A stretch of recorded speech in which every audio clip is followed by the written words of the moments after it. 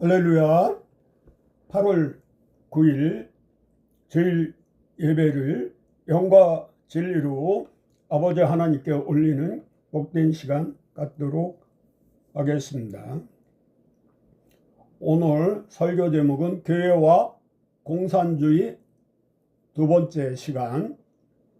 본문은 로마서 12장 1절에서 2절과 골로새서 2장 8절 말씀 중심으로 선포할 때 하나님의 음성을 듣고 깨닫는 귀한 시간 되도록 하겠습니다. 로마서 12장 1절에서 2절 두 절을 낭독해 주시기 바랍니다. 그러므로 형제들아, 내가 하나님의 모든 자비하심으로 너희를 권하노니 너희 몸을 하나님이 기뻐하시는 거룩한 산 제물로 드리라. 이는 너희가 드릴 영적 예배니라.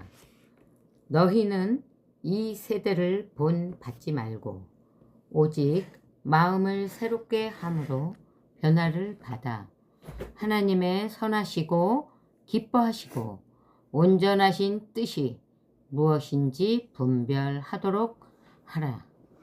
아멘. 다음 주는 이제 8월 16일 광복절 기념 예배를 드리고, 오늘은 로마서 12장 1절에서 2절 본문 말씀을 가지고 교회와 공산주의 사상에 대해서 말씀을 전하고자 합니다. 사랑하는 성도 여러분, 교회의 진정한 주인은 누구인가 생각해 보신 적이 있는지요? 오늘 우리는 교회와 공산주의 두 번째 말씀으로 교회가 이념의 포로가 되면 안 된다는 부제목으로 은혜를 나누도록 하겠습니다. 우리가 반드시 기억해야 할 것이 있습니다. 교회는 국가가 만든 기관이 아닙니다. 교회는 정치인들이 만든 기관도 아닙니다. 교회는 어떤 정당이나 이념이 맞는 조직도 아닙니다. 교회는 예수 그리스도께서 피로 값 주고 사신 공동체입니다. 그래서 코이노니아, 에클레시아. 그러므로 교회의 머리는 오직 예수 그리스도이십니다. 그 어떤 정치 지도자도 교회의 머리가 될 수 없습니다. 공산주의도 교회의 주인이 될 수 없습니다.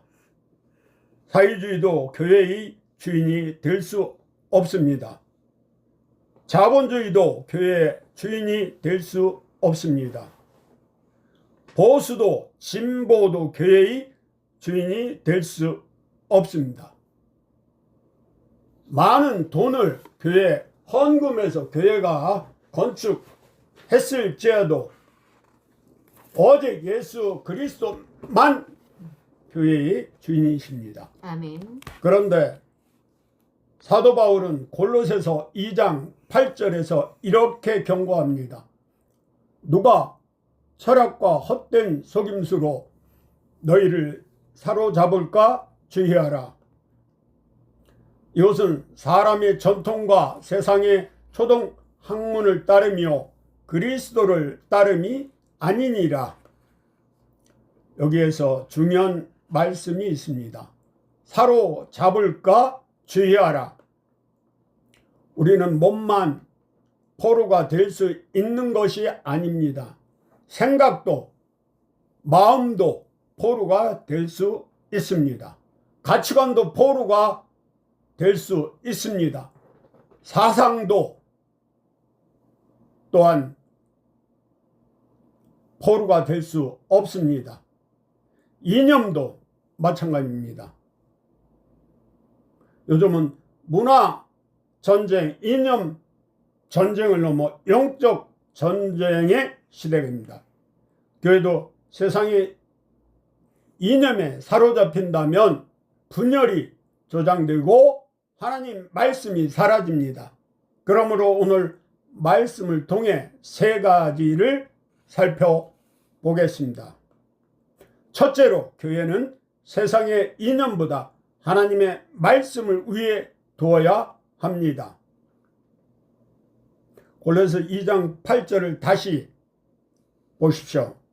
누가 철학과 헛된 속임수로 너희를 사로잡을까 주의하라.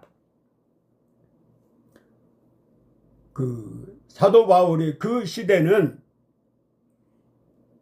아덴이나 그리스도에서 철학적 사고 자체를 만연하기 때문에 금지하는 것이 아닙니다. 문제는 무엇입니까? 그리스도를 대신하는 사상입니다.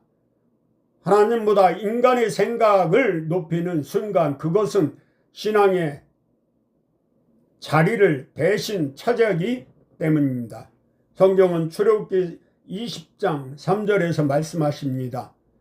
너는 나 외에는 다른 신들을 네게 두지 말라.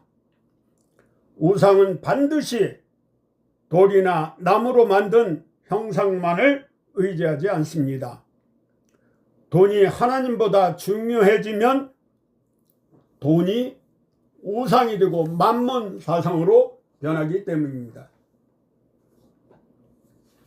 권력이 하나님보다 중요해지면 권력이 우상이 됩니다. 민족이 하나님보다 중요해지면 민족도 우상이 될 수 있습니다. 제 친구 하나는 대학 동기로 훌륭한 친구인데 민족적인 단군교에 홀딱 빠져서 자나깨나 단군 신화에 목매고 있습니다.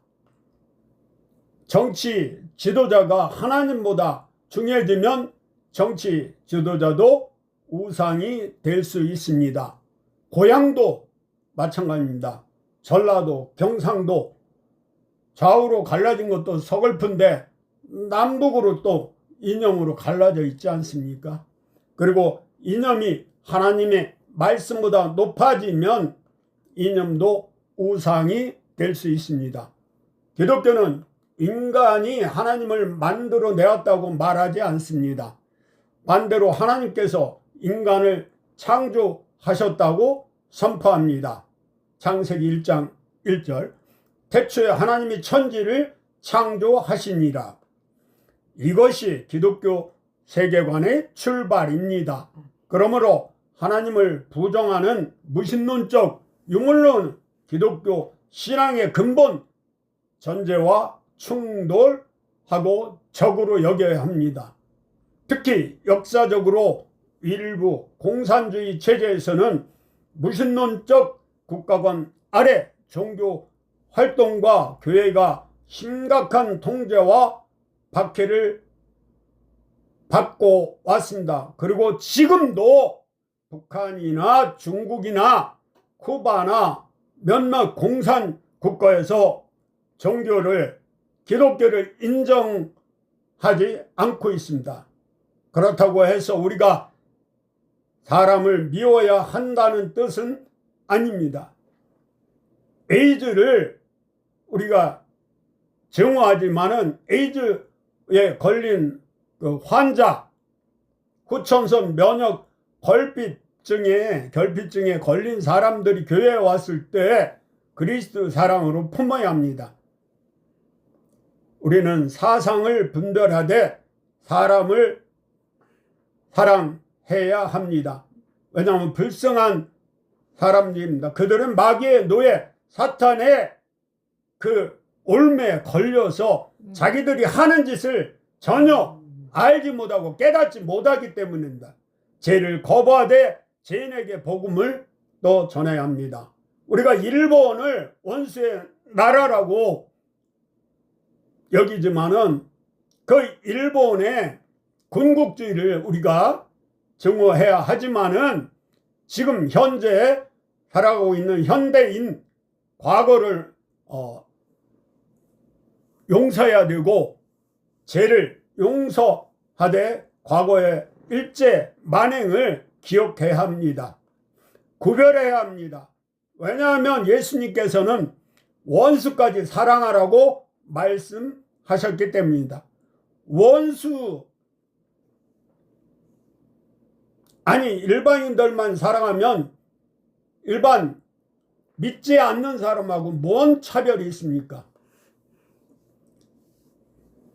인도의 간디 수상은 원래 성경 공부하다가 시험을 들어서 기독교인들 그리스도 형제 편지가 빛과 소금 역할을 못하는 교회에서 흑인 백일 차별하기 때문에 그렇지 떠났지만은 그가 가장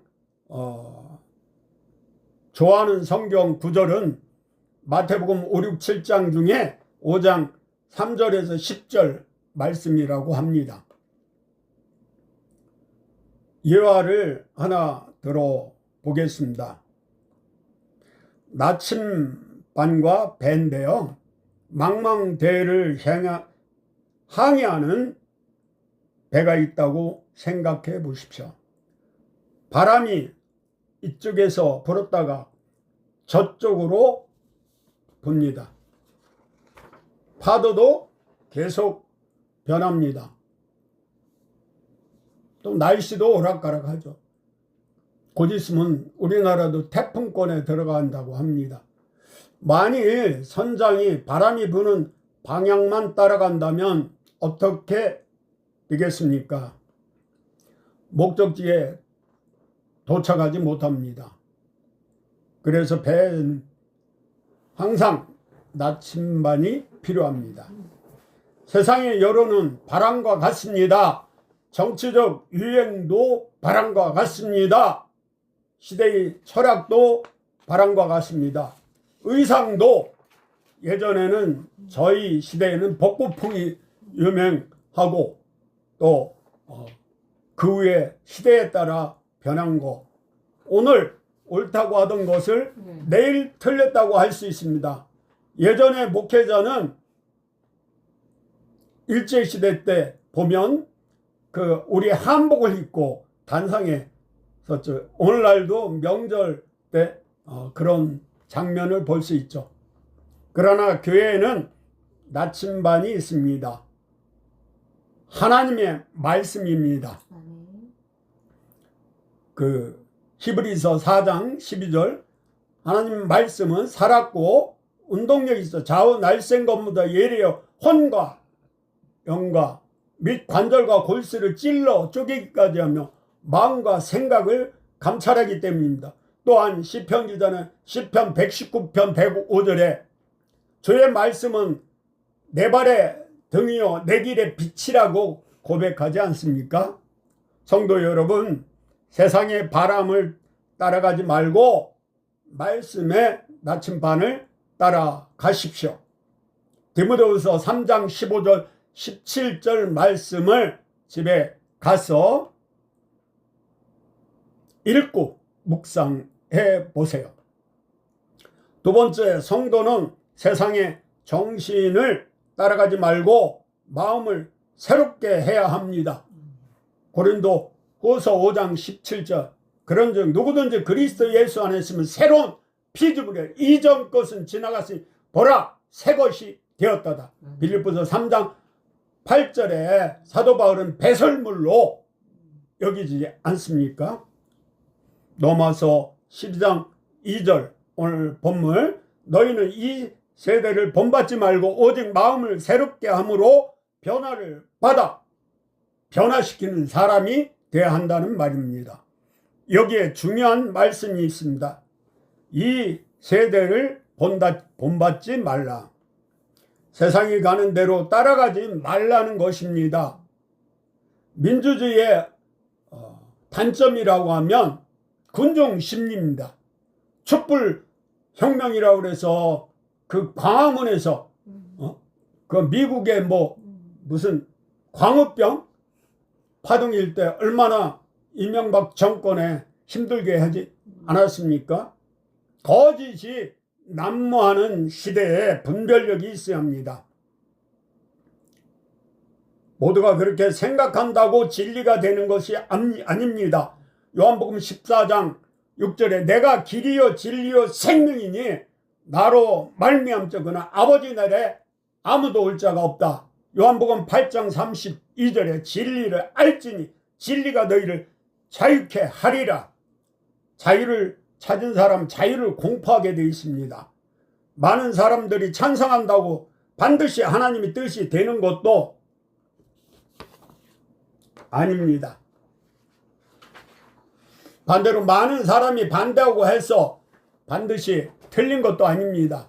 그렇다면 무엇으로 판단해야 합니까? 바울은 계속해서 말씀합니다. 하나님이 선하시고 기뻐하시고 온전하신 뜻이 무엇인지 분별하도록 하라. 핵심은 분별입니다. 이 세퍼레이트. 우리가 원심분리에 보면 브라더 피를 돌리면 이 셀하고 씨름하고 분리가 돼요.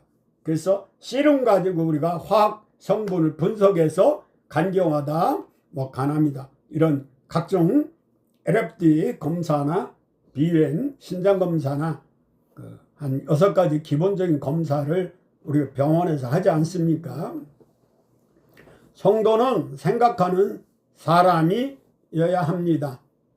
우리 인간은 이 두뇌 머리를 가지고 있는데 너무 안 쓴다는 게 문제예요. 멀티 싱크 다양하게 상대방 입장에서도 생각하고 말 한마디 생각, 마음, 행동이 온전한 사람은 일단 이타적인 상대방 입장에서 그래서 분별하고 기도하며 성령이 인도하는 대로 나아가야 합니다. 성경을 읽으며 묵상하며 하나님의 뜻을 찾아야 합니다. 성령의 인도하심을 반드시 구하며 판단해야 합니다. 다윗은 아멜렉의 가족을 전부 끌려가고 위급한 상황에서 우리가 생각할 때 당연히 기도고 나발이고 쫓아가서 무찌려야 되는데 찾아와야 되잖아요. 근데 그때도 기도했다는 거. 사무엘 선지자는 사무엘상 12장 3절에 보면 23절에 보면 기도를 쉬는 죄를 결단코 범하지 않겠다고 말씀하지 않습니까? 특히 정치와 사회 문제에도 마찬가지입니다. 우리 편이니까 무조건 찍어주자. 옳다. 저쪽 편이니까 무조건 틀려서 X표. 이것은 성경적 분별이 아닙니다. 그리스도인은 먼저 질문해야 합니다. 이것이 하나님의 말씀에 합당한가? 생명을 존중하는가? 인간의 인권, 복지, 존엄성을 보호하는가? 신앙과 양심의 자유를 존중하는가? 정의와 공의를 세우는가? 우리나라는 자유민주주의입니다. 삼권 분립에 어긋나는지 법치국가이기 때문에 법을 어기는 사람들이 대통령이나 국무위원회에 앉아 있으면 나라가 멸망의 지름길입니다. 거짓과 폭력을 정당하지 않는가? 검찰청 폐지가 국민에게 올바른가? 검찰 공수권 폐지가 국민에게 꼭 필요한가? 아니면 범죄자에게 더 나은 선택인가? 가난하고 약한 사람을 돌보는가? 가정과 공동체를 건강하게 세우는가? 또한 예수님이 라면 이런 기준으로 분별해야 합니다. 사도행전 5장 29절에 베드로와 사도들은 선언합니다. 사람보다 하나님께 순종하는 것이 마땅하니라. 마땅한 짓을 하고 있는가? 이것이 초대교회의 정신입니다. 권력이 하나님 말씀과 충돌할 때 교회는 하나님께 순종했습니다. 그러나 그들은 칼을 들고 사람을 공격하지 않았습니다. 3.1절 유관순 만세운동을 기억해보면 탑골공원에 33인 중에 16명이 크리스찬이었습니다. 박해 가운데도 복음을 전했습니다. 이것이 교회의 힘입니다. 이와 두 번째, 다니엘의 세 친구. 성경에 바벨론의 느부갓네살 왕이 거대한 금신상을 만들었습니다. 그리고 모든 백성에게 절하라고 명령했습니다. 악기가 울리면 모두 엎드려 절해야 했습니다. 그것이 법으로 제정되었지요. 그러나 사드락과 메삭과 아벳느고는 절하지 않았습니다. 왜 그렇습니까? 왕을 미워했기 때문입니까? 아닙니다. 국가를 파괴하려고 했습니까? 아닙니다. 그들은 단 하나의 원칙을 지켰습니다. 우리는 하나님 외에는 다른 신에게 절할 수 없습니다. 결국 그들은 풀무불에 던져졌습니다. 그러나 하나님께서 그들과 함께 임마누엘 하셨습니다. 오늘날 우리에게도 이런 믿음이 필요합니다. 세상이 모두 한 방향으로 간다고 하더라도 하나님의 말씀과 다르다면 말할 수 있어야 합니다. 6.25 3년 전에 미군 고홈 철수 외치던 좌파들, 그 결과 3년 후에 새벽에 북에서 러시아의 소련제 탱크를 30대 지원받고 밀고 3일 만에 서울을 뺏기지 않았습니까? 그 후에 메가더 정군이 인천 상륙작전으로 말미암아 도망강까지 밀려갔으나 중공군 개입으로 다시 낙동강 하류까지 밀렸을 때 이승만 건국 초대 대통령 비롯하여 목회자들이 부산 서면에 모여서 나라와 민족을 위해 애타게 에레미야 눈물의 선지자처럼 기도했을 때 합력하여 선을 로마서 8장 28절 말씀대로 하나님이 그 눈물의 기도에 응답하여 우리가 유엔군이 참전함으로 말미암아 다시 서울 구입할 수복이 있지 않았습니까? 지금도 중국과 미국과 북한과 휴전 상태인데 지금 우리나라는 90%가 공산화되고 사회주의를 선호하는 무리들이 너무 많습니다. 뭐 민주당 말할 것 없이 개딸도 그렇고 30, 40대는 대부분 현 정부와 민주당의 그 정책을 지지하는데 민주당 정책 중에 하나님과 적대적인 법은 무엇입니까? 낙태 허용하는 거. 두 번째는 포괄적 차별금지법을 제정하는 거. 교회 폐쇄법. 이런 걸 지지하는 목회자나 성도가 있다면 그들은 진정한 크리스천이라고 할 수 없고 하루빨리 회개하고 하나님 말씀으로 돌아오고 우리는 하나님 말씀에 순종해야겠습니다. 세 번째, 교회는 이념의 포로가 아니라 복음의 증인이 되어야 합니다. 사랑하는 성도 여러분, 여기에서 매우 중요한 사실이 있습니다. 공산주의를 반대한다고 자동적으로 훌륭한 그리스도인이 되는 것은 아닙니다. 사회주의를 비판한다고 자동적으로 구원받은 사람이 되는 것도 아닙니다. 마찬가지로 자본주의와 자유주의를 말한다고 해서 그 사람의 모든 행동이 성경적인 것도 아닙니다.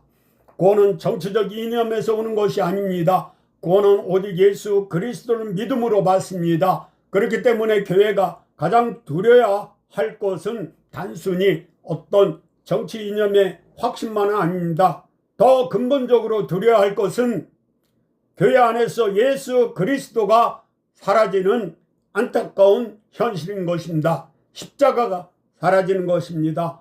회개가 사라지는 것입니다. 성령의 역사가 사라지는 것입니다. 복음이 사라지는 것입니다. 기도가 멈추고 있는 것입니다.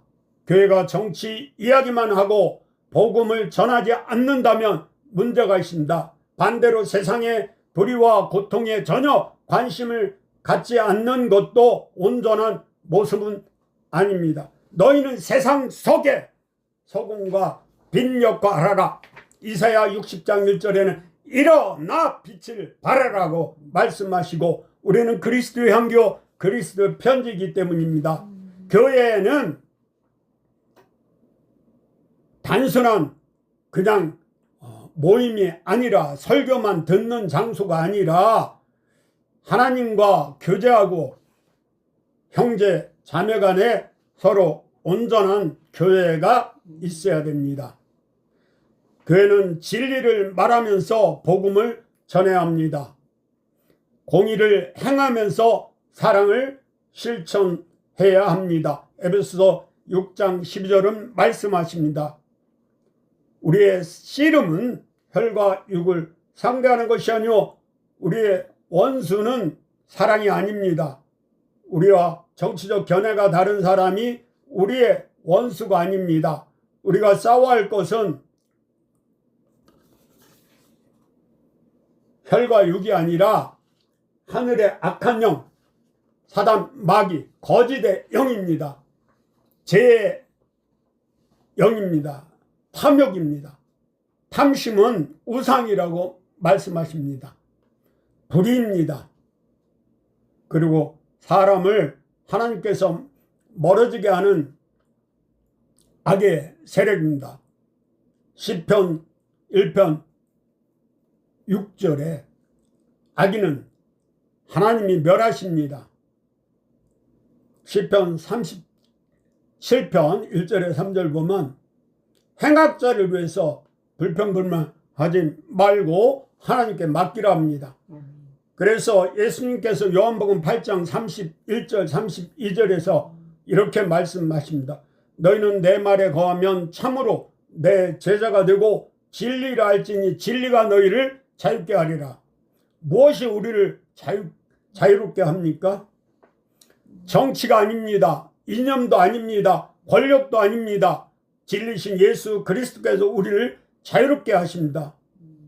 디모데후서 3장 16절에 하나님 말씀은 성령의 감동으로 된 것, 교훈과 책망과 의로 교육하기 위해서 성경 전체는 구약은 무협지 같지만은 정치, 전쟁 이야기가 대부분이고 신약에 와서는 예수님은 원수까지 사랑하라고 하고 성경 가지고 건강 교과서로, 의학 교과서로, 정치 교과서로, 경제 교과서로, 사회 교과서로, 도덕 윤리의 교과서로 써도 전혀 손색이 없습니다. 교회가 지켜야 할 5가지 원칙을 뽑아왔습니다. 첫째, 성경을 모든 판단의 최종 기준으로 삼아야 합니다. 운동회 때 이렇게 보면 좌우로 벌려 해갖고 가운데 있는 저를 딱 지목해서 기준, 제가 손을 올리면 제 중심으로 양쪽에 쫙 500명이고 1000명이 정렬되지 않습니까? 둘째, 어떤 정치인이나 정당도 우상화하지 말아야 합니다. 셋째, 하나님을 부정하고 인간을 절대화하는 사상을 분별해야 합니다. 넷째, 불의는 목소리를 내되 사람을 절대 미워해서는 안 됩니다. 왜냐하면 내 자신이 먼저 괴물이 되기 때문입니다. 다섯째, 정처보다 복음, 이념보다 예수 그리스도를 앞세워야 합니다. 아멘. 오늘날 그 태극기 부대나 올봄 공원에 20, 30대 청년들 보면 안타까운 게 이 서부 법원에서 불행한 일이 벌어지지 않도록 지도자들이 특히 우파 좌파는 문제가 안 되는데 극우 극좌가 폭력 행사하는 것은 절대 금물입니다. 결론 내리겠습니다. 누구에게 사로잡혀 있습니까? 사랑하는 성도 여러분, 오늘 골로새서 말씀은 우리에게 묻습니다. 무엇이 여러분들의 마음을 사로잡고 있습니까? 뭐니 해도 요즘 돈입니까? 권력입니까? 정치입니까? 이념입니까? 분노입니까? 분노하다 보면 화병이 생겨요. 그러면 목에 매핵기라고 매실 씨 같은 게 걸려서 제가 한동안 분노 때문에 정치 때문에 힘든 적이 있어요. 세상의 여론입니까? 특히 요즘 유튜브가 아주 성행해서 그 여론을 주도하는 일이 있는데 가짜 뉴스가 많기 때문에 분별해야 합니다. 아니면 예수 그리스도입니까? 바울은 로마서 12장 1절에서 이렇게 말합니다. 너희 몸을 하나님이 기뻐하시는 거룩한 산 제물로 드리라. 거룩한 성도가 구별되다는 거죠. 으뜸은 디모데후서 4장 5절 말씀과 기도로 거룩해집니다. 구약은 제사를 동물을 양이나 염소 같은 걸 비둘기를 쪼개서 태워서 번제로 이렇게 예물을 드렸죠. 오늘날은 내 자체가 몸 성전에 고린도전서 3장 15절 16절 그리고 고린도전서 6장 19절에는 우리 안에 성령의 전이기 때문에 우리는 거룩한 산제물로 하나님 아버지께 드려야 돼요. 우리의 몸도 하나님께 드리고 우리의 생각도 하나님께 드리고 히브리서 12장 2절처럼 우리의 정치적 판단도 하나님께 드리고 우리의 가치관도 하나님께 드려야 합니다. 교회는 공산주의의 포로가 되어서는 안 됩니다. 사회주의의 포로가 되어서는 안 됩니다. 자본주의의 포로가 되어서도 안 됩니다. 보수나 진보라는 진영의 포로가 되어서는 안 됩니다. 교회는 오직 예수 그리스도께 사로잡힌 교회가 되어야 합니다. 바울은 자신을 가리켜 그리스도 예수께 잡힌 바 된 그것을 붙잡으려고 달려간다고 고백했습니다. 향방 없이 달리는 것이 아니라 릭 워런의 목적을 붙잡고 가야 합니다. 우리도 그렇게 고백합시다. 나는 세상의 이념에 사로잡히지 않겠습니다. 나는 정치인을 우상으로 만들지 않겠습니다. 나는 세상의 여론보다 하나님의 말씀을 따르겠습니다. 나는 사람을 미워하지 않고 악을 대적하겠습니다. 공산주의는 대적해야 합니다. 나는 오직 예수 그리스도께 사로잡혀 살겠습니다. 교회가 말씀으로 돌아갈 때 희망이 있습니다. 레위기 29장 11절 미래와 희망을 말씀하십니다. 하나님은 교회가 기도로 돌아갈 때 희망이 있습니다. 미스바로 모이라고 사무엘 선지자가 외치지 않았습니까? 교회가 성령으로 충만할 때 희망이 있습니다. 교회가 십자가를 붙들 때 대한민국에도 희망이 있고 통일이 속히 서독 동독이 통일된 것처럼 오기 때문입니다. 교회가 십자가를 붙들 때 대한민국에도 희망이 있습니다. 사랑하는 성도 여러분, 이 세대를 본받지 맙시다. 마음을 새롭게 합시다. 하나님의 뜻을 분별합시다. 그리고 어떤 시대가 오더라도 담대하게 고백합시다. 사람보다 하나님께 순종하는 것이 마땅하니라. 할렐루야. 아멘. 마무리 기도하겠습니다. 거룩하신 하나님 아버지의 세상의 수많은 사상과 이념 가운데서 진리를 분별할 수 있는 지혜를 주옵소서. 우리가 세상의 풍조를 따라가지 않게 하시고 마음을 새롭게 함으로 변화를 받아 하나님이 선하시고 기뻐하시고 온전하신 뜻을 분별하게 하옵소서. 정치와 권력과 돈과 이념을 우상으로 섬겼다면 회개하게 하옵소서. 한국교회가 어떤 세상 권력의 포로가 되지 않게 하옵시며 오직 예수 그리스도께 속한 교회가 되게 하옵소서. 목회자들이 사람의 눈치를 보지 않고 말씀을 바르게 선포하게 하시되 사랑과 겸손을 잃지 않게 하옵소서. 대한민국의 자유와 평화를 지켜주시고 지도자들에게 하나님을 두려워하며 국민을 섬길 수 있는 종의 자세와 지혜와 양심을 허락하여 주옵소서. 무엇보다도 한국 교회가 다시 복음으로 돌아가게 하시고 회개와 기도의 불길이 일어나게 하시며 성령의 새바람을 허락하여 주옵소서. 우리의 왕이시며 진리이신 예수 그리스도의 이름으로 간절히 기도합나이다. 아멘.